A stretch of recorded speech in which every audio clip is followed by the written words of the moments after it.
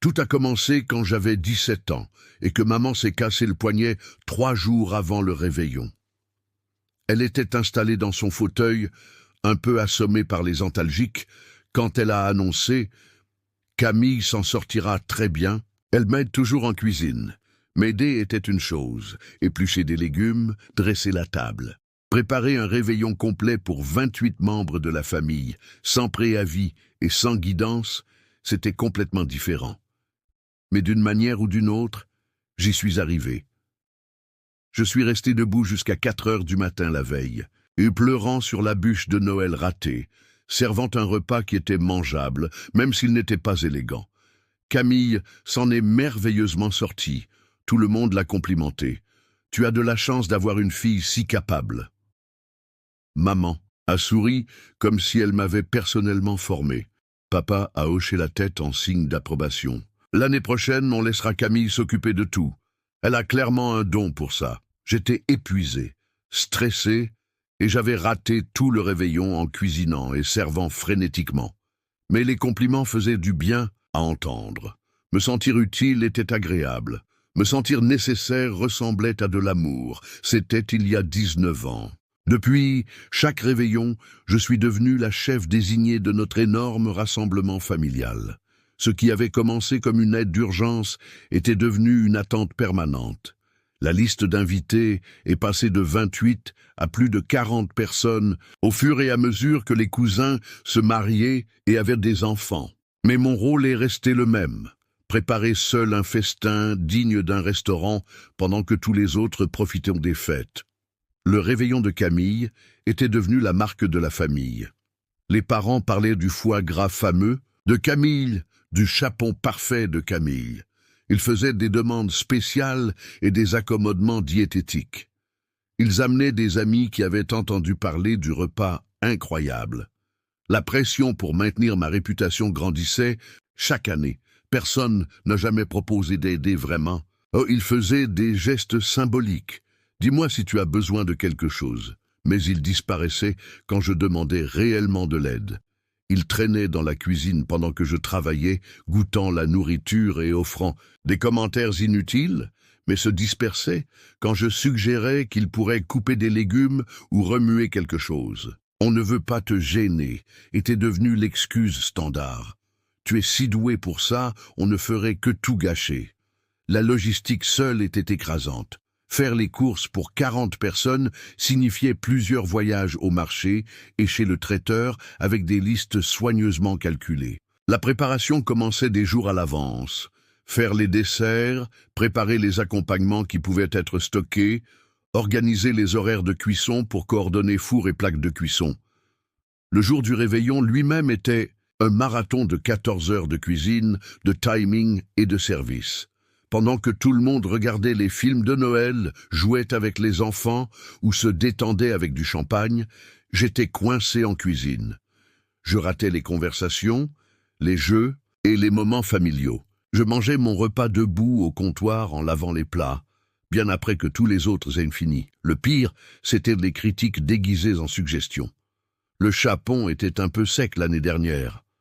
Pourrais-tu faire le foie gras moins salé cette fois? Les bûches de tante Martine étaient meilleures, mais les tiennes sont correctes. Ils me traitaient comme une équipe de traiteurs engagés, pas comme un membre de la famille qui sacrifiait toutes ses fêtes pour leur confort. Quand j'ai eu la trentaine, les demandes physiques étaient écrasantes. Cuisiner pour 40 personnes exige une endurance et une organisation de niveau professionnel. Je m'écroulais dans mon lit le soir du réveillon, épuisé et amer, pendant que tous les autres avaient profité de vacances relaxantes. Des amis m'invitaient à leur réveillon, mais je devais toujours décliner. Je ne peux pas, je cuisine pour ma famille. Ils semblaient confus. Est-ce que quelqu'un d'autre ne pourrait pas cuisiner ou tout le monde apporter quelque chose? Je n'avais jamais considéré ces options parce que ma famille avait rendu clair. Le réveillon était ma responsabilité. Suggérer des changements était accueilli avec horreur. Mais ce ne sera pas pareil. Tu es tellement meilleur que n'importe qui d'autre. C'est la tradition. La tradition qui comptait pour eux était de recevoir un repas parfait, sans effort. Ma tradition de travailler pendant qu'ils se détendaient était apparemment sacrée. L'université a offert un soulagement temporaire. J'avais des excuses légitimes pour manquer quelques réveillons.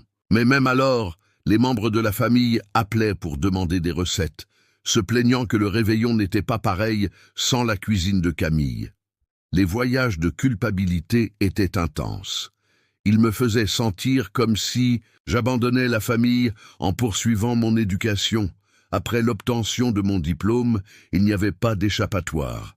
J'étais de retour au service de réveillon à plein temps. Mais maintenant, avec des attentes supplémentaires, instant appris à l'université. Je suis sûr que ce sera encore plus facile pour toi maintenant. Ma carrière n'avait pas d'importance, mes relations n'avaient pas d'importance, mon propre désir de profiter d'un congé n'avait pas d'importance. Ce qui comptait était de leur fournir l'expérience parfaite du réveillon à laquelle ils s'étaient habitués. Le point de rupture s'est construit lentement sur plusieurs années. Chaque réveillon devenait plus exigeant, alors que les membres de la famille me traitaient moins comme une parente et plus comme une chef personnelle. Ils faisaient des demandes spéciales, des exigences diététiques et des changements de dernière minute, sans considérer le travail supplémentaire impliqué.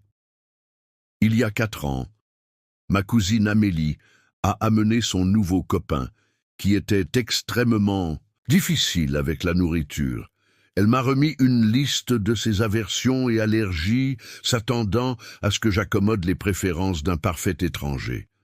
Quand j'ai suggéré qu'il pourrait apporter sa propre nourriture ou manger ce qu'il pouvait des options disponibles, elle était scandalisée. « Camille, ne sois pas difficile, c'est le réveillon. Tu ne peux pas juste t'assurer qu'il y ait quelque chose qu'il puisse manger. » Il y a 3 ans, la femme de mon frère a décidé de devenir sans gluten et s'attendait à ce que je prépare des versions séparées de tous les plats. Quand j'ai expliqué que cela doublerait ma charge de travail, elle m'a accusé de ne pas soutenir son parcours de santé. L'année dernière était la goutte d'eau. Papa m'a remis une liste de 42 personnes 4 jours avant le réveillon. « Quelques personnes amènent des amis », a-t-il expliqué nonchalamment. Je leur ai dit que tu ne verrais pas d'inconvénient. Je me suis retrouvé dans ma cuisine à regarder cette liste, calculant les provisions supplémentaires, le temps de préparation et le stress. Je devrais refaire toute ma planification, acheter plus de nourriture et d'une manière ou d'une autre accommoder 14 personnes supplémentaires avec le même espace de four et horaire de cuisson. Ça me dérange, j'ai dit doucement. Quoi? Ça me dérange. Je ne peux pas cuisiner pour 42 personnes avec 4 jours de préavis. Papa semblait sincèrement confus. Camille, tu as toujours géré tout ce qu'on t'a donné. Qu'est-ce qui est différent maintenant? Ce qui était différent, c'est que j'avais 36 ans et que j'avais passé 19 réveillons à travailler pendant que tous les autres célébraient. Ce qui était différent, c'est que je n'avais jamais eu de vacances relaxantes avec ma propre famille. Ce qui était différent, c'est que j'étais épuisé d'être tenu pour acquise. J'ai besoin d'aide, j'ai dit. Une vraie aide. Pas des gens qui traînent en proposant de faire n'importe quoi tout en ne contribuant à rien. Eh bien, tu sais comment c'est. Tout le monde a ses propres traditions et façons de faire les choses. C'est plus facile si tu t'en occupes, simplement. Plus facile pour qui? Certainement pas pour moi. Ce réveillon était un désastre. J'étais débordé, stressé et amer. La nourriture était correcte, mais j'ai craqué sur les gens toute la journée. J'ai pleuré dans le garde-manger pendant que le chapon reposait. J'ai servi le dîner avec des yeux rouges et un sourire forcé. Puis je me suis enfermé dans ma chambre après. Plusieurs membres de la famille ont commenté mon problème d'attitude et ont suggéré que je devenais trop stressé par la cuisine. La solution, selon eux, n'était pas de réduire ma charge de travail, c'était que je gère mieux le stress. En février, j'ai commencé une thérapie. J'avais besoin d'aide pour comprendre pourquoi je me sentais si en colère et piégé par quelque chose que j'avais soi-disant choisi de faire. Ma thérapeute a posé des questions perspicaces qui ont révélé des vérités inconfortables. Aimez-vous cuisiner pour votre famille? J'aimais avant, il y a des années, quand c'était une aide occasionnelle plutôt qu'un travail obligatoire. Maintenant, cela ressemblait à une obligation dont je ne pouvais pas échapper. Que se passerait-il si vous disiez non? Il serait déçu, en colère et me culpabiliserait probablement jusqu'à ce que je cède. Le réveillon serait gâché et ce serait de ma faute. Et si le réveillon était gâché, que se passerait-il vraiment? Les gens devraient trouver leur propre plan de repas, ils s'adapteraient, la vie continuerait. À quoi voulez-vous que vos réveillons ressemblent? Je voulais profiter des vacances. Je voulais passer du temps avec la famille au lieu de travailler. Pour eux, je voulais parfois me sentir comme une invitée dans ma propre vie. Ma thérapeute m'a aidé à comprendre que j'étais devenu piégé dans un schéma de complaisance qui avait évolué vers l'exploitation. Ma famille s'était habituée à mon sacrifice et le voyait maintenant comme mon rôle naturel plutôt que comme un cadeau généreux. Nous avons pratiqué l'établissement de limites et la gestion des voyages de culpabilité. J'ai appris à reconnaître la différence entre aider la famille et être exploité par la famille. J'ai développé des stratégies pour maintenir les relations tout en protégeant mes propres besoins. En novembre, j'ai décidé que ce serait mon dernier réveillon en tant que chef solo. Je cuisinerai un dernier repas, annoncerai ma retraite des tâches de cuisine et suggérerai des alternatives pour les années futures. Mais à mesure que le réveillon approchait, la pression familiale montait. Papa a présenté la liste d'invités, 40 personnes cette année, avec son habituelle supposition que je m'occuperais de tout. Maman s'est jointe avec des demandes spéciales et des restrictions diététiques. Les parents ont appelé avec leurs demandes traditionnelles pour les plats préférés. L'attente était si absolue, si incontestée, que je me suis retrouvé à retomber dans les anciens schémas. J'ai commencé à planifier des menus et à faire des listes de courses malgré ma résolution d'arrêter. L'élan de 19 ans était difficile à briser. 4 jours avant le réveillon, j'ai eu une épiphanie en me tenant dans l'épicerie fine. J'achetais des ingrédients pour un repas que je ne voulais pas cuisiner pour des gens qui n'apprécieraient pas le travail impliqué pendant des vacances, que je devrais apprécier au lieu d'endurer. J'ai abandonné mon chariot et je suis rentré chez moi. Ce soir-là, j'ai appelé ma meilleure amie de l'université. « Tu fais quelque chose pour le réveillon ? Je vole à Nice pour visiter ma sœur. Pourquoi ? Je peux venir avec toi. » Elle était surprise, mais ravie. « Bien sûr. Mais qu'en est-il du grand dîner de ta famille ? Tu ne cuisines pas pour genre. 50 personnes ? 40. Et non, je ne cuisine pour personne cette année. Réserver un vol de dernière minute était cher, mais cela ressemblait à acheter ma liberté. J'ai fait mes bagages rapidement, laissé ma cuisine vide et me suis préparé pour la confrontation qui viendrait inévitablement. Mercredi soir, papa a appelé avec les derniers détails. On commence la cuisine à 5 heures du matin, n'est-ce pas ? Oncle Pierre amène sa nouvelle petite amie et elle est végétarienne, alors assure-toi qu'il y ait plein d'options pour elle. Oh, et les enfants de la cousine Sophie passent tous par des phases difficiles avec la nourriture, alors peut-être des pâtes nature en réserve. En fait, papa, je ne cuisinerai pas demain. Long silence. Que veux-tu dire ? Je veux dire que je ne ferai pas le dîner du réveillon. Je voyage, Camille, ce n'est pas drôle. 40 personnes attendent le dîner. Alors, 40 personnes ont besoin de trouver des arrangements alternatifs. Tu ne peux pas simplement abandonner la famille, c'est le réveillon. Je n'abandonne personne. Je prends une pause d'être la traiteuse non rémunérée. La conversation a rapidement escaladé. Papa était en colère, puis paniqué, puis furieux à nouveau. Il a fait le tour des voyages de culpabilité, des accusations et des supplications désespérées. Comment pouvais-je être si égoïste? Est-ce que je ne me souciais pas de la famille? Que devait-il faire maintenant? Je suis resté calme, exactement comme ma thérapeute me l'avait enseigné. Vous pourriez commander un traiteur, vous pourriez en faire un repas partage, vous pourriez aller au restaurant, vous pourriez demander à quelqu'un d'autre d'être hôte. Les familles partout. En France, gère le réveillon sans avoir une personne qui fait tout le travail. Mais tu es si bonne à ça, et tout le monde compte sur toi. Tout le monde compte sur moi pour sacrifier mes vacances pour leur commodité. Ce n'est pas juste, et j'en ai fini avec ça. J'ai raccroché avant qu'il ne puisse répondre.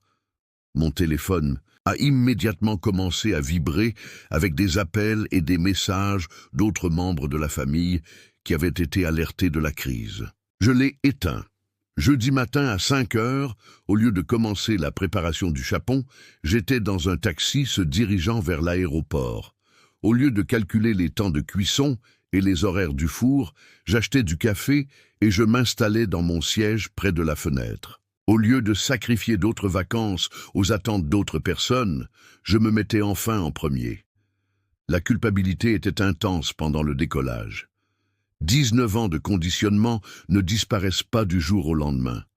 J'ai imaginé le chaos à la maison quand 40 personnes arriveraient en s'attendant à une fête et trouveraient une cuisine vide. Une partie de moi voulait faire demi-tour et réparer la situation que j'avais créée.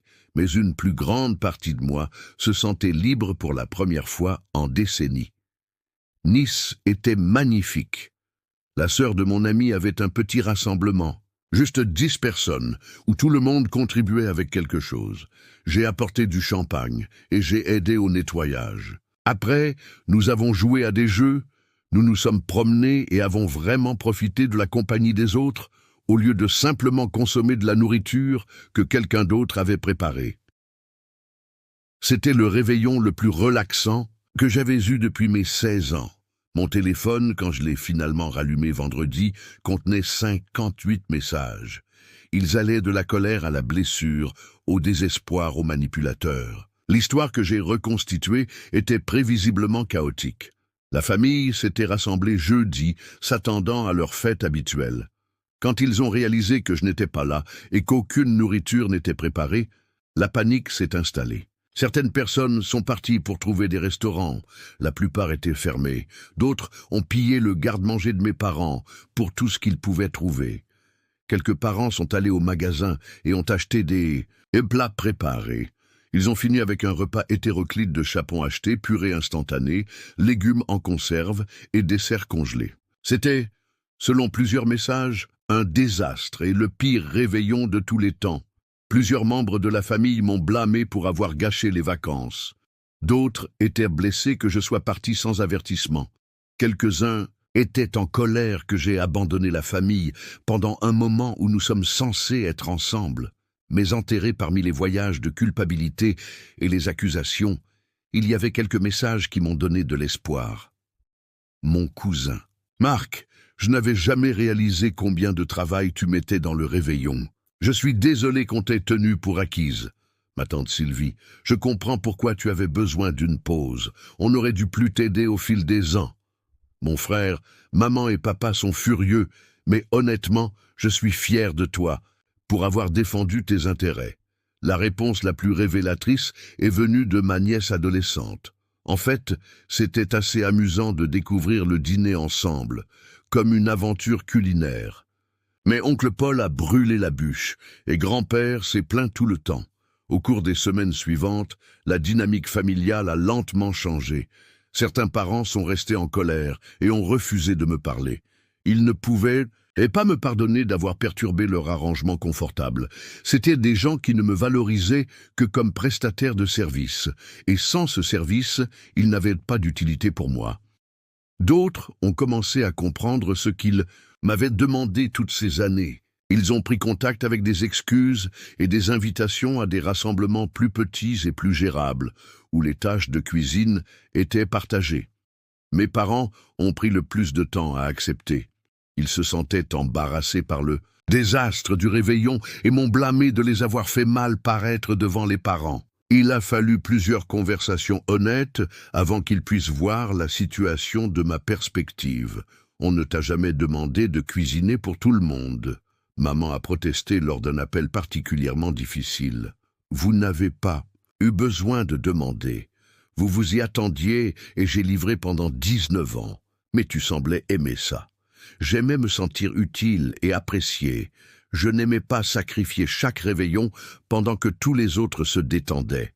On ne savait pas que tu te sentais comme ça. C'était la partie la plus difficile à accepter, qu'ils n'avaient vraiment pas considéré mon expérience.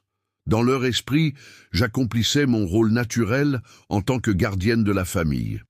Ils n'avaient jamais questionné si ce rôle était juste ou durable, parce que ça marchait pour eux. Finalement, nous avons trouvé un nouvel équilibre. Le réveillon est devenu un repas partage où chacun contribuait selon ses capacités. Certaines personnes apportaient des hors-d'œuvre, d'autres s'occupaient des accompagnements, quelques-unes géraient des desserts. L'hôte, qui tournait annuellement, fournissait le plat principal et la coordination. Les repas n'étaient pas aussi élaborés ou parfaitement coordonnés que mes productions solo, mais ils étaient plus agréables parce que tout le monde participait. Les gens appréciaient plus la nourriture quand ils comprenaient le travail impliqué. Les enfants ont appris à aider au lieu de seulement consommer.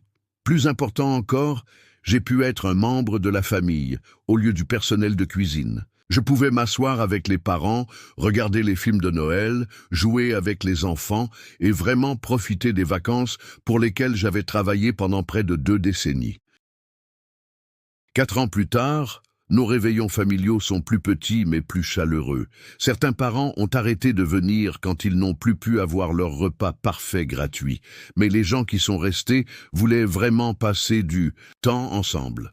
Nous nous concentrons plus sur la connexion et moins sur la consommation.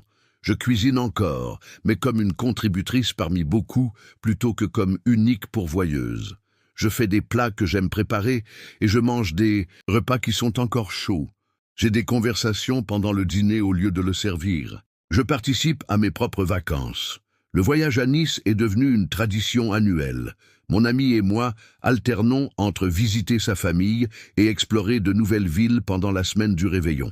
C'est mon rappel que les vacances peuvent être sur la joie et la découverte plutôt que l'obligation et l'épuisement. Ma famille comprend maintenant que ma présence à leur rassemblement est un choix, pas une donnée. Cela rend le temps que nous passons ensemble plus significatif parce qu'il est basé sur le plaisir mutuel plutôt que le service unilatéral. En regardant en arrière, j'ai réalisé que ma rébellion du réveillon n'était pas d'abandonner la famille, c'était de la sauver. L'ancien système était insoutenable et injuste. En refusant de continuer à l'autoriser, j'ai forcé tout le monde à trouver une meilleure voie. Les gens qui se souciaient vraiment de moi se sont adaptés et ont présenté des excuses. Les gens qui ne valorisaient que mon travail ont révélé leur vraie priorité en coupant le contact. De toute façon, j'ai appris qui était ma vraie famille. Aujourd'hui, je suis reconnaissante pour beaucoup de choses au réveillon. Les membres de la famille qui m'aiment en tant que personne, pas en tant que prestataire de service. La confiance d'établir des limites, même quand c'est difficile. La liberté de profiter des vacances au lieu de les endurer. Et la connaissance. Que se choisir soi-même n'est pas égoïste, c'est nécessaire.